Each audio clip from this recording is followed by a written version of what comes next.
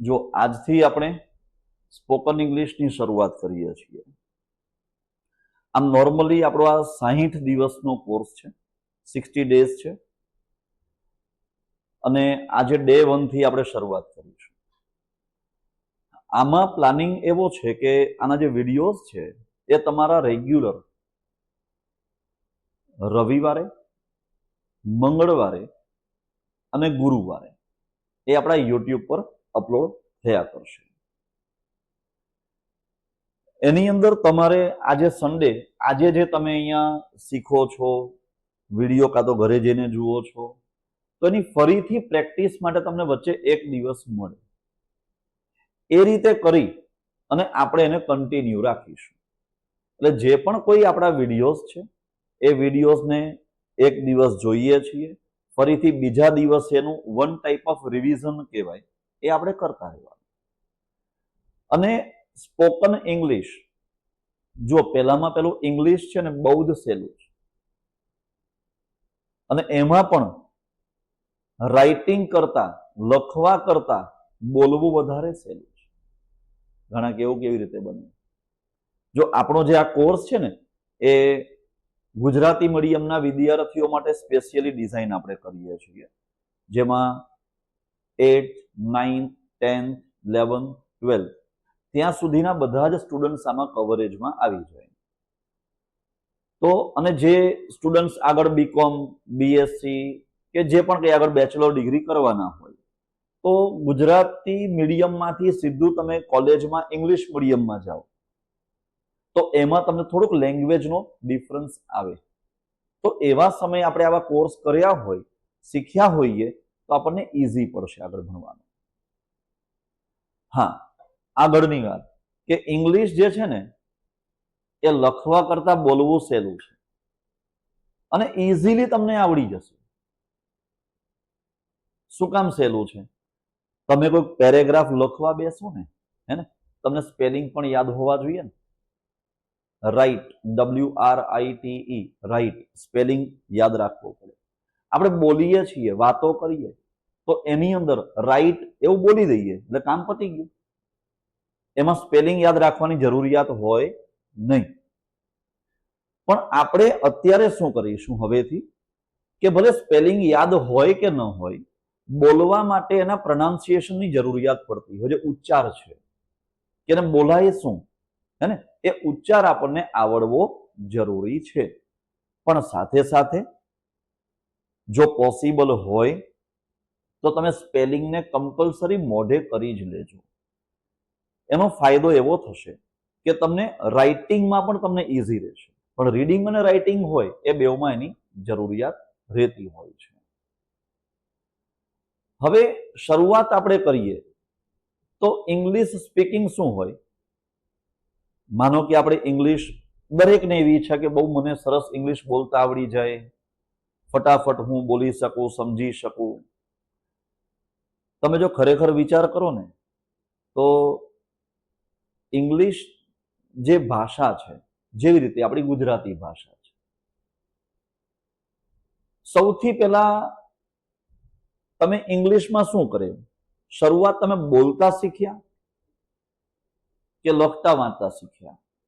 તો સ્કૂલની અંદર ABCD થી શરૂઆત કરી હોય ગુજરાતી મીડિયમમાં, હે, A ને B ને C ને ચાલતું હોય, ત્યાંથી શરૂઆત કરી. લખવાની શરૂઆત પહેલા.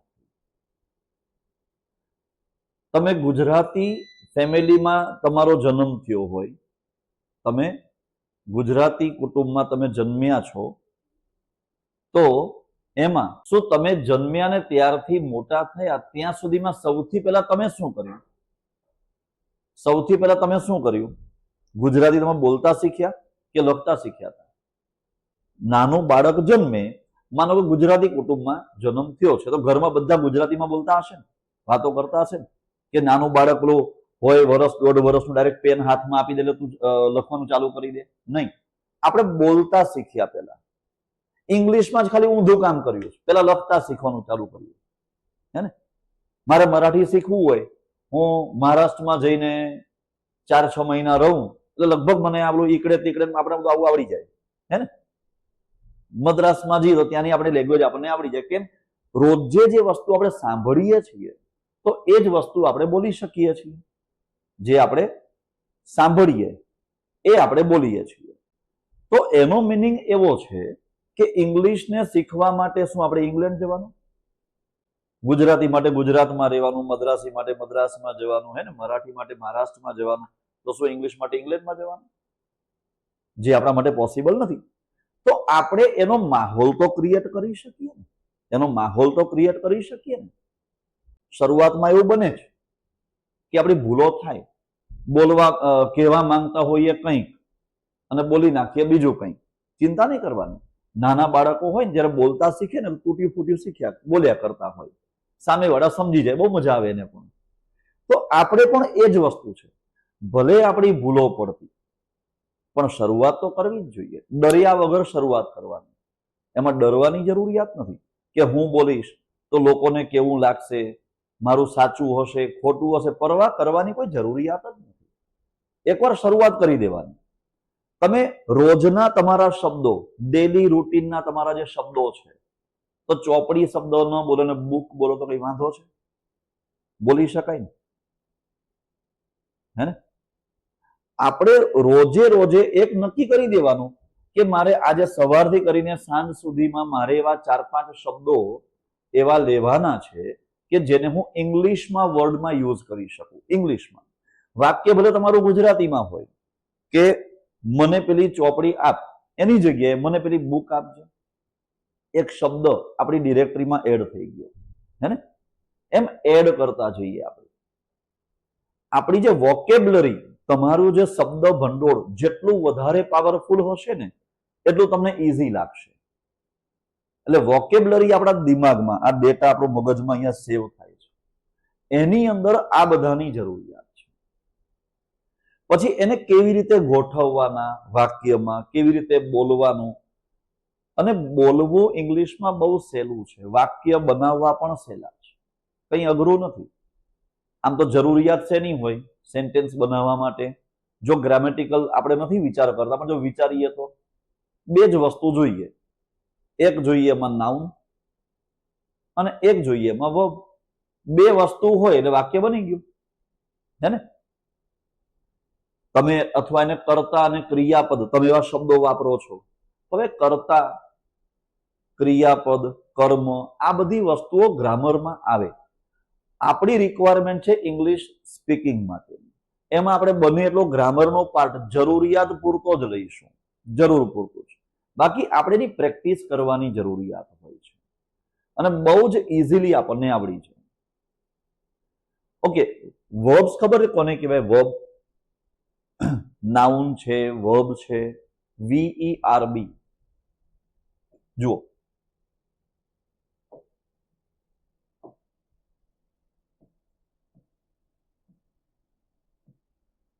વર્બ એટલે શું? ક્રિયાપદ.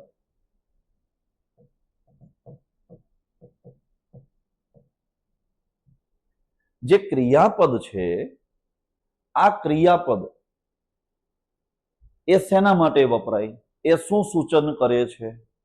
તો કોઈ પણ વાક્યને બનાવવા માટે એક ક્રિયા હોય અને ક્રિયા સૂચક શબ્દોને ક્રિયાપદ કહેવાય.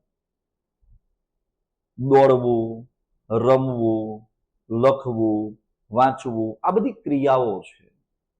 તો એ જે ક્રિયા દર્શાવે ને એને કહેવાય ક્રિયાપદ.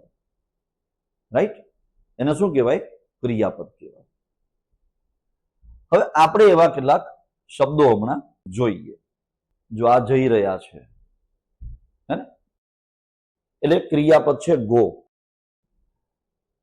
આજે આપણે એવા 10 ક્રિયાપદો વિશે માહિતી મેળવીશું અને એ 10 ક્રિયાપદ તમારે બધાએ બાય હાર્ટ કરી લેવાના છે, લર્ન કરી લેવાના. બહુ ઈઝી છે.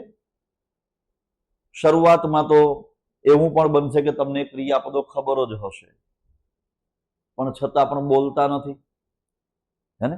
યાદ હોય, આ મને ખબર છે, ગો એટલે જવું, મને ખબર જ છે, ખબર છે, પણ યુઝ નથી કરતા આપણે. આની અંદર આ ક્રિયાપદ જે ગો છે ને, ગો એટલે કે જવું. ગો એટલે જવું, આ આપણું ક્રિયાપદ. આની આગળ આપણે કોઈક નાઉન લખીએ. નાઉન એટલે સંજ્ઞા, નામ, એવું કંઈ પણ તમે શબ્દ વાપરી શકો. આપણે બહુ ટિપિકલ પેલા ગ્રામરના શબ્દ અને આ જ કહેવાય એવું બધું યાદ રાખવાની જરૂરિયાત નથી. આપણે બહુ ટેન્શન લેવાની જરૂરિયાત નથી. નાઉન તરીકે આપણે કોઈ બી વ્યક્તિનું નામ પણ લઈ શકીએ છીએ, વસ્તુનું નામ પણ લઈ શકીએ, કોઈ બી લઈ શકાય. નામ પણ લેવાય, સર્વનામ પણ લેવાય. હવે આ નામ અને સર્વનામ શું છે? બે વસ્તુ જુદી.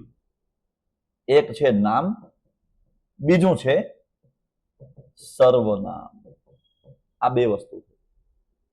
માનો કે અહીંયા સર્વનામ તરીકે આપણે અહીંયા ધારો કે લઈએ છીએ, આઈ લખીએ છીએ, તો વાક્ય શું બન્યું? I go. આ એક વાક્ય બની ગયું તમારું, અર્થપૂર્ણ સાચું વાક્ય બન્યું. આમાં ગ્રામરની પણ કોઈ ભૂલ નથી. વાક્ય બનાવવું બહુ સહેલું છે. આઈ ગો એટલે કે હું જઉં છું. જવાની ક્રિયા ચાલુ છે એમ નહીં. આમાં શું હોય? ટેન્સ હોય. ટેન્સ એટલે કાળ. વર્તમાન કાળ હોય, ભૂતકાળ હોય, ભવિષ્યકાળ હોય. જેમ જેમ જરૂરિયાત લાગશે ત્યારે આપણે એના વિશે વિચારીશું. હમણાં બહુ વિચારવાની કોઈ જરૂરિયાત નથી. આઈ જે છે એ આપણા માટે ત્યારે સર્વનામ છે, અને આ જે સર્વનામ જે છે એ સર્વનામની સાથે આપણે ગો વાપરીએ છીએ, એટલે આઈ ગો શબ્દ આવી ગયો. અહીંયા માનો કે યુ લખીશું તો આવશે યુ ગો. એ પણ એક વાક્ય બની ગયું. આ એક વાક્ય બની ગયું. હા, એટલું છે કે હી, શી અને ઈટ હોય તો થોડોક ચેન્જ થાય. ગો પછી ઈ એસ લાગે કે he goes, she goes, it goes, એ રીતે આવે. હમણાં આપણે જે સમજવાનું છે આ ક્રિયાપદ માટે આજનું આપણું કામ છે કે જેમાં આપણે એવા 10 વર્બ જે છે એ 10 વર્બના આપણે યાદ રાખવાના છે. એમાં એક પહેલા આપણે કયું સમજે અહીંયા? ગો. ગો એટલે કે જવું. એના પછી કમ. કમ એટલે કે આવવું, હે ને? કમ એટલે આવવું અને ગો એટલે જવું. આ તો સિમ્પલ છે. સાથે તમારે સ્પેલિંગ પણ હમણાં કોઈ યાદ રાખવાની જરૂરિયાત નથી. ફરીથી શાંતિથી તમે કાલે, એટલે આજે આપણે આ શીખીએ છીએ, તમારે આવતીકાલે ફરીથી એ વિડીયોને જોવાનો છે એક દિવસ, અને એની અંદરના જે સ્પેલિંગ હોય ને એક નોટબુક નાનકડી બનાવી દેવાની સ્પેલિંગની, અને એમાં બધા સ્પેલિંગ તમારે લખી લેવાના અને યાદ રાખી લેવાના.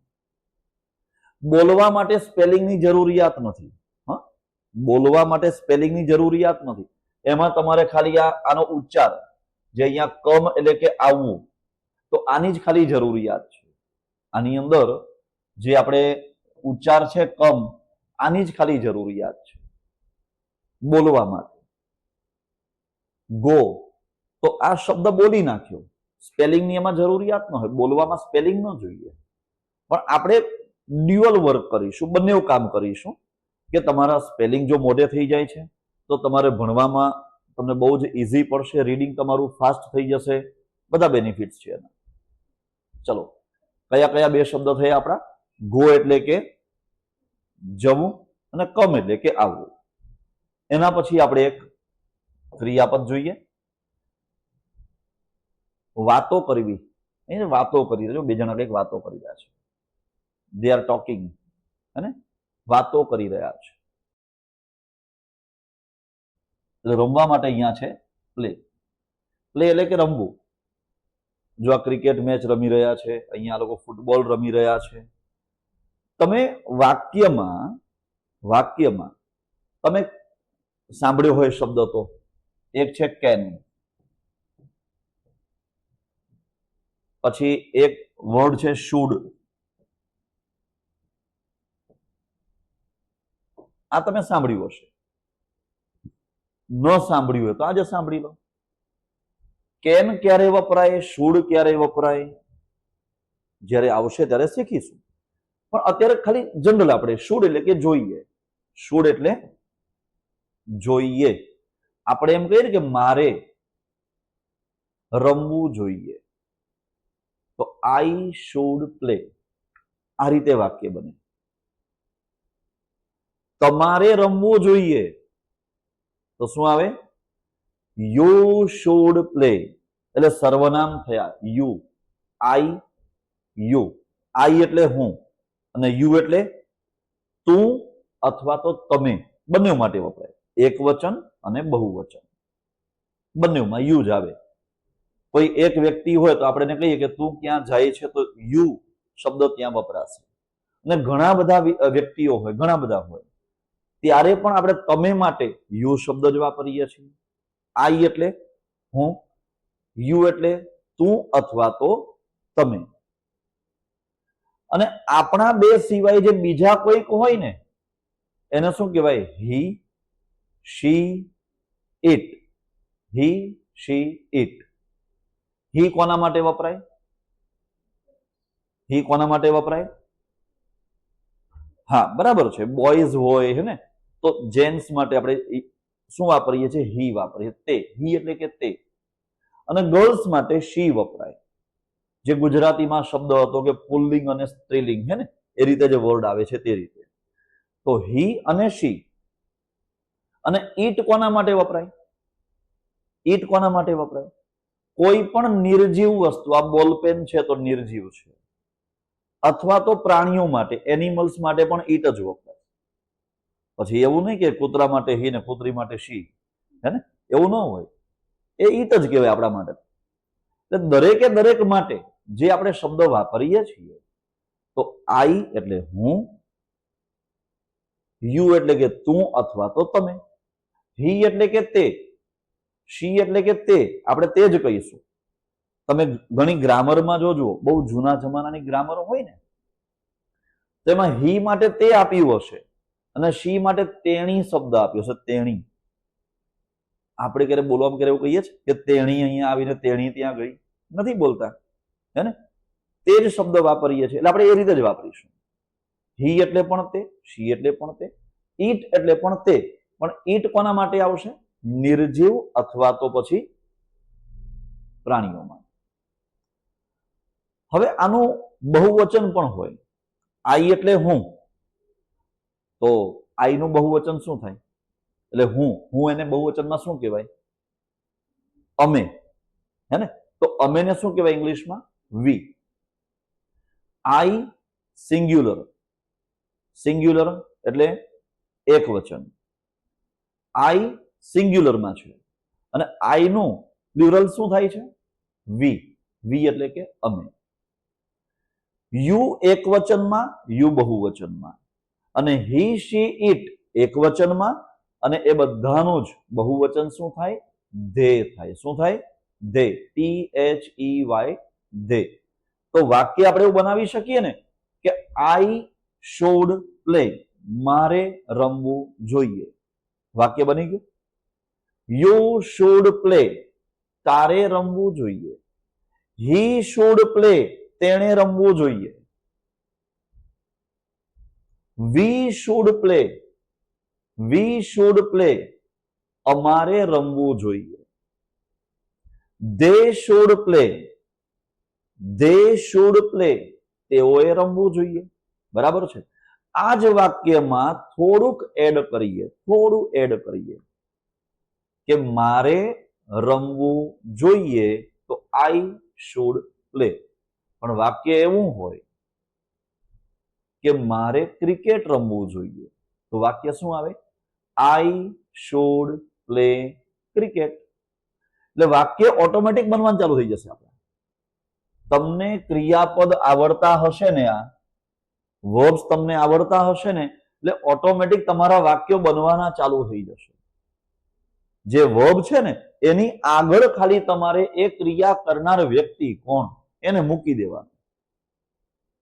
અને અહીંયા કેન હમણાં લખ્યું છે કહું છું, સાથે એની વાત કરી લઈએ. એની આપણે પ્રેક્ટિસ સમજૂતી પછી આગળ લેવાના છીએ. કેન ક્યારે વપરાય? આઈ કેન પ્લે, એનો મિનિંગ શું થાય? હું રમી શકું છું. આઈ શુડ પ્લે, મારે રમવું જોઈએ. આઈ કેન પ્લે, હું રમી શકું છું. હવે આગળ એક બીજું આપણો વર્બ છે એના પછીનો રન. જો આ દોડી રહ્યા છે, હે ને? રન એટલે કે દોડવું.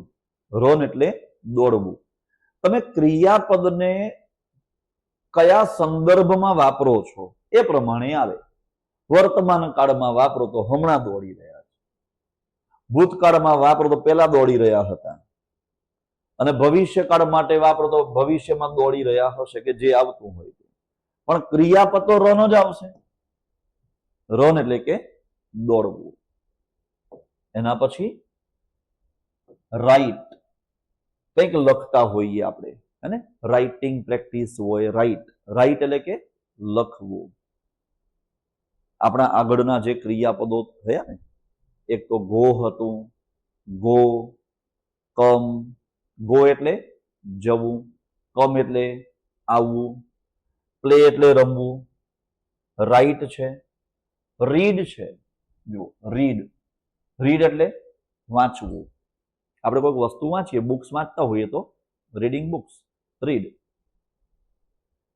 એના પછી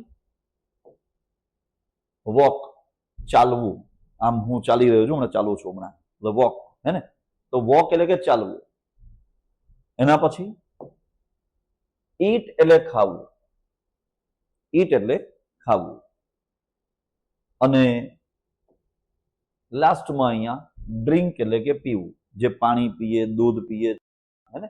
તો અહીંયા જે ડ્રિંક શબ્દ જે છે, તો ડ્રિંક એટલે કે પીવું. હવે અહીંયા આજનો જે આપણો જે પાર્ટ છે વર્બ્સ વાળો, એ હમણાં આપણે અહીંયા સ્ટોપ કરીશું. હજુ આપણે એના પછી ડે 2 માં કન્ટિન્યુ કરીશું. હજી આપણે બીજા કેટલાક વર્બ્સ જે છે, ક્રિયાપદો છે, એ આપણે જાણવાના છે, સમજવાના છે. તમારું કામ શું છે? તમારે આ લિસ્ટ આઉટ કરવાના, લિસ્ટ બનાવી દેવાનું, એને મોઢે કરી નાખવાનું, અને રોજે તમારે રોજે જ એવા 4-5 શબ્દો તમે જ્યારે ગુજરાતીમાં વાતો કરો છો કોઈકની સાથે કે હિન્દીમાં વાતો કરો છો, તો એ દરમિયાન તમારે એ શબ્દો ધીમે ધીમે અંદર યુઝ કરતા જવાના છે. ખબર પડી? એક સેન્ટેન્સમાં તમે ગુજરાતી બોલ્યા તો એ એક સેન્ટેન્સમાં એક શબ્દ તમે અંદર ઇંગ્લિશનો એડ કરો, બાકી બધું ગુજરાતીની વાક્ય રચના. એટલે ડ્યુઅલ લેંગ્વેજ ચાલુ કરો, ગુજરાતી ઇંગ્લિશ મિક્સ કરીને શરૂઆત કરો. ધીમે ધીમે આપણે એમાં ઇંગ્લિશના શબ્દો વધારતા જઈશું, ગુજરાતીના ઓછા કરતા જઈશું. બરાબર છે? ઓકે, તો મળીએ આપણે ફરી પાછા આવતીકાલે.